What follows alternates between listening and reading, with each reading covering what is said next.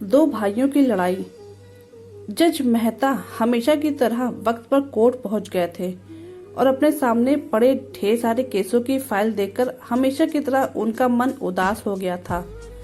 जब से वे जज बने थे उन्होंने हजारों केसेस की सुनवाई की थी और इन सब में मारा मारी, धन दौलत, जमीन के लिए लड़ाई, स्त्रियों के लिए लड़ाई, चोरी चकारी, लूटपाट, इन सब के अलावा और कुछ खास नहीं होता था।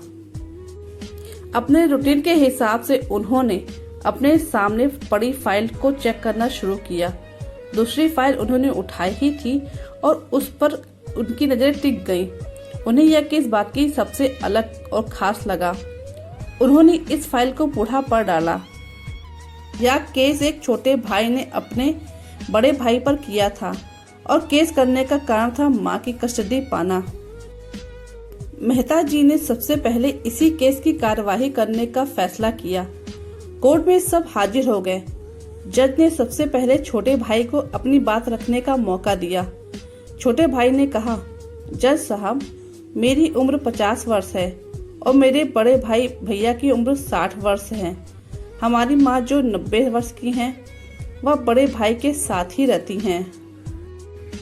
लेकिन अब मैं चाहता हूँ कि माँ बाकी के बचे वर्ष मेरे साथ रहकर बिताए। माँ की सेवा करने का मौका अब मुझे मिलना चाहिए।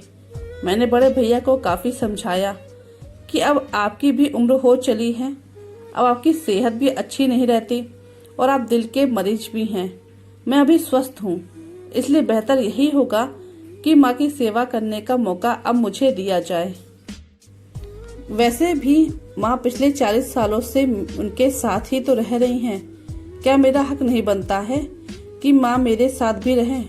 लेकिन बड़े भैया हैं कि इस बात को मानने के लिए राजी ही नहीं हैं, इसलिए मजबूरी में मुझे उन पर केस करना पड़ा। अब बड़े भाई की अपनी बात रखने की बारी थी। बड़े भाई ने कहा, यह बात सच है, मेरी उम्र 60 साल है। यह बात भी सच है कि अब मेरी सेहत पहले जैसी नहीं रहती, लेकिन उतना ही सच यह भी है कि मैं सिर्फ जिंदा रह पा रहा हूँ तो इसलिए क्योंकि मेरी माँ मेरे पास है। चाहे मेरी सेहत कितनी भी खराब हो, चाहे मेरी जिंदगी नरक जैसी हो, लेकिन मेरी माँ मेरे पास होने की वजह से वही तकलीफों भरी जिंदगी स्वर्ग जैसी बन जाती है। जज साहब, आप ही बताइए, मैं माँ को अपने से दूर कैसे होने दे सकता हूँ? जज ने बड़े भाई से कहा, तुम खुद कहते हो कि तुम्हारी सेहत अच्छी नहीं रहती, तो भला तुम कैसे अपनी माँ की देखभाल अच्छे से कर पाओगे? यह भी तो सोचो। बड़े भाई ने कहा, मैं अपनी माँ की बड़े अच्छे से देखभाल करता हूँ, आप माँ से भी पूछ सकते हैं। और अगर वो खुद कहे कि उन्हें मेरे साथ नहीं रहना, तो आप बेशक उन्हें मेरे भाई के साथ भेज दीजिए। जज को यह बात ठीक लगी और उन्होंने माँ को अदालत में बुलाने का फैसला किया। 90 साल की बूढ़ी माँ बड़ी ही कमजोर थी। वो जैसे तैसे व्हीलचेयर से अदालत में आई। जज साहब ने उनसे उनका फैसला पूछा तो माँ ने कहा कि मेरे लिए दोनों ही बच्चे समान हैं। किसी एक का पक्ष लेकर दूसरे को नाराज नहीं कर सकती। आप तो जज हैं, आप तो ऐसे फैसले हमेशा लेते हैं। आज जो भी फैसला लेंगे वह मेरे लिए आखिरी फैसला होगा और मैं चुपचाप उसे मान लूंगी। जज साहब बहुत परेशान हो गए। उन्होंने अपनी पूरी जिंदगी में ऐसा अनोखा केस कभी नहीं देखा था। हमेशा दो भाई अपने माता पिता को एक दूसरे पर थोपते हैं।